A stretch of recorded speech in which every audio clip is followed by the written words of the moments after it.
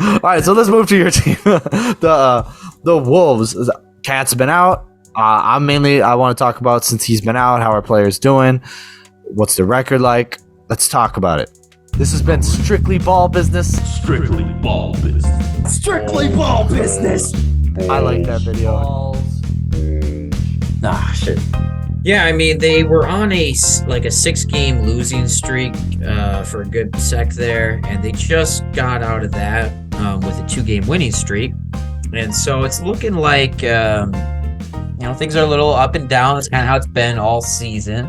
And one of the games that they won one of the games that they won after this losing streak, and it was without Cat, but it was also without D'Lo.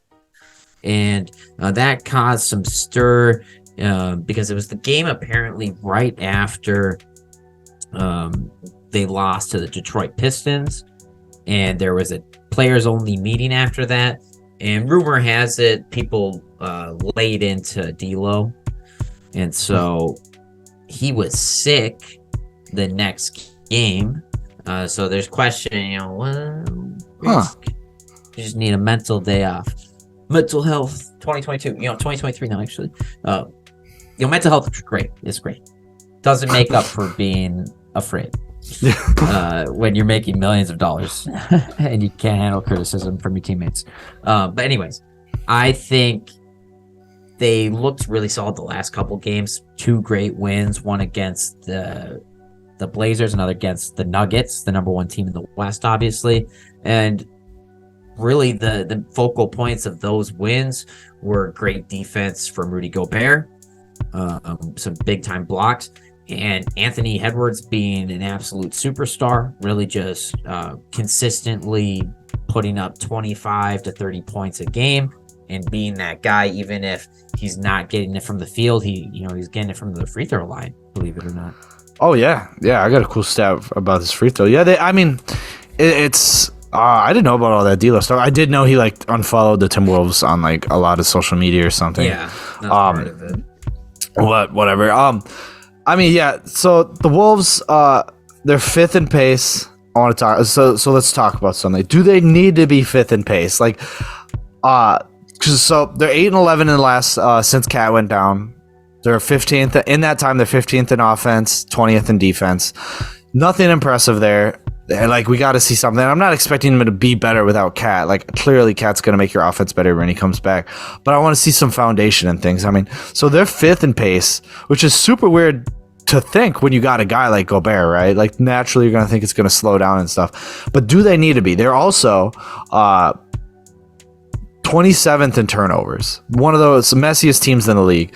Maybe you could cut the pace down a little bit. They don't even where is their points off turnovers? They're not even insanely good at points off turnovers. Oh yeah, they 8th in points off turnovers. So is their pace helping? How much can you drop? I certainly think that there's ways to get around that where it'll be better.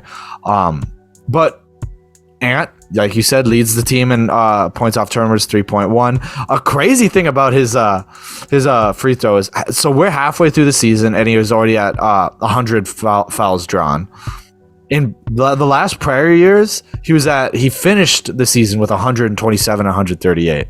So he's on pace to almost getting close to doubling fouls drawn this year. This guy's we complained at the beginning of the season he wasn't getting to the basket as much. Now he's just doing it all. Now he's just fuck it, I'll get in there, and they're just fouling him, and it's working great for him.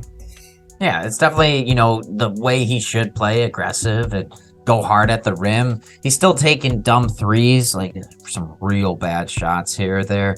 But, I guess that's the Ant way. Sometimes late in the fourth, like this last game, he was hitting those bad shots. And so then they, suddenly they're good shots. So I don't know what to think sometimes. Sometimes you just got to let him do what he wants, Yeah, I do think he's the guy you got to make happy. And sure, and I know he likes to play at a faster pace, but I think Chris Finch is a smart coach. I think that if they slow down, there's a lot to benefit from him. Just being slow in pace isn't a bad thing. The bottom 5 teams in pace are the Mavs, the Cavaliers, the 76ers, the Suns. None of those are bad teams by far. Pace certainly has its advantages in certain ways. Obviously, everyone attributes it to good basketball because of the Warriors, because they're always one of the highest paced teams in the NBA. But I think they can figure it out. I think that's not because Chris Finch is watching this, and I just want him to know, hey man, slow the pace down a little bit. Maybe we're 5th in pace. Maybe bring it to like 10th. We'll see how the turnovers get those turnovers up. But wow, while I was stat diving, and speaking of D'Lo, I'm like, you know what? Like I've noticed he's on my fantasy team. I've noticed he's doing better. I'm like, I wonder what's his comparison when he played with Cat and when he didn't play with Cat this year. So this year with Cat, he averaged 14.4 points per game, 6.6 assists on 43, 32, 78. 43, fine for a guard, whatever. 32 is pretty bad for a guard 3-point percentage. Obviously, 78 is fine. But without Cat, he's scoring 19.9 points per game, 6.3 assists, and 48, 37, 89. Significantly better efficiency and obviously a higher volume on scoring.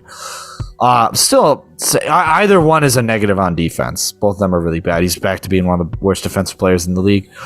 But it's just kind of kind of funny. His numbers look better, and he has shot better overall. But he's still not making a lot of threes. Every other game, he'll have a game where he's like 1 of 7 or 1 of 6 from 3, and that hurts them for that game. It's like, yeah, maybe the next game he'll have a 3 of 5 game, and that's great, or it's good, whatever. But he'll also have those really terrible games that gets mixed in, and he's still not passing great. What this team really needs is a pass first player because they don't have many of those, period.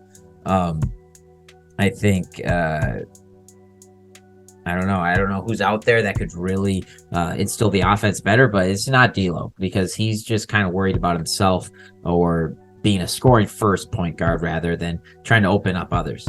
I mean, the game he didn't play in like the first 6 minutes, everybody besides Ant had at least 2 baskets made. Okay. Yeah, I mean, obviously it comes down to the coaching staff. They got to figure out what to do. Like I do think the front office for the most part they've done a good job. They're like, hey, we have all these like all-star pieces. Yeah. Do something. So it's coaching, and granted, it's not an easy task to fit all these guys together. D'Lo, Cat, Ant, and Gobert, all with significantly different styles of play. So it'll be tough for Chris Finch. I think they'll figure it out and turn it around. Sucks that Cat's not there while they're trying to figure out, obviously, because he's the second best player on this team.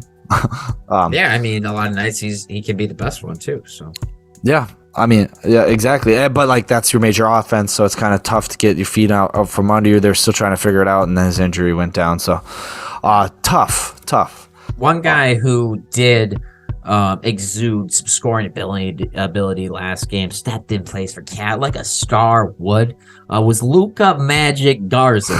He didn't miss a single shot from what I recall. And he was getting some tough rebounds. He hit a 3. It was wet, baby. So loved what I saw from him. Yeah, I mean, if he can grab rebounds, that's I think their worst statistic because they're 27th in rebound percentage. They're one of the worst teams. Give up so many offensive rebounds. Yeah. Oh, and it's crazy because they got Gobert. A huge part of Gobert was his rebounding, and he's the only one who can rebound though. Nobody else can. Well, you have him and a guy like Cat. You're like, oh, we're going to be good on rebounds now, and you're not. Like, how are you worse? Exactly. But that's the worst part. Like, Cat's a center. We got 2 centers in there. At the very least, we'll be good at rebounding, but they're not. That's like, it's crazy. Yeah, I mean, if they somehow had kept Vanderbilt, maybe that'd be helping. But that's revisionist history. I think Gobert needs to consistently have like 12 rebounds a game. And some games he's ending up with like 4 and like 6. Yeah. And it's he's having great defense, and there's not like some nights he'll end up with like not a lot of rebounds, and it's because I don't know, they just didn't go after him or something. But I don't know, it's weird. You think he'd end up with at least 12 a game. Some nights he's not getting to where he should be at. Yeah, I mean, a lot of it is because of pace too, and they want to keep up this pace, and like if you're kicking everyone out and saying go run, nobody's back to get defensive rebounds, and if you're already known for being the worst offensive rebounding team in the league, maybe just like stop, you know.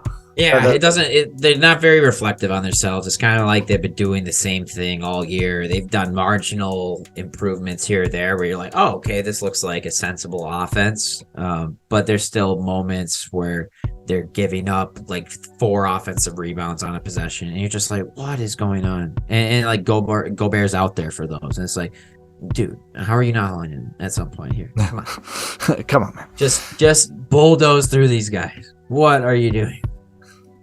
Work hard. Work harder. Exactly. Yeah, I mean, I still have confidence in this team. They're only a couple games under 500. They're not the only team that has struggled a little bit out of the gates, but I think they can still make the playoffs for sure. Yeah, I don't know about. I think they'll be in the play-in again, especially at this rate. But what do you guys think? Where do you think? What seed will the Timberwolves land on this year? Comment that below. Let us know. Hey guys.